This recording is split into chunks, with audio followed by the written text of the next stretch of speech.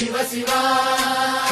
గంగా జలము తెచ్చి నీకు అభిషేకము చేతునంటే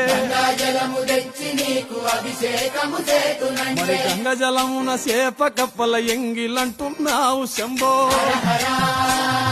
శివ శివ హర హర శివ శివ సాంబ శివ నీదు మహిమ ఎన్నటికీ తెలియదాయే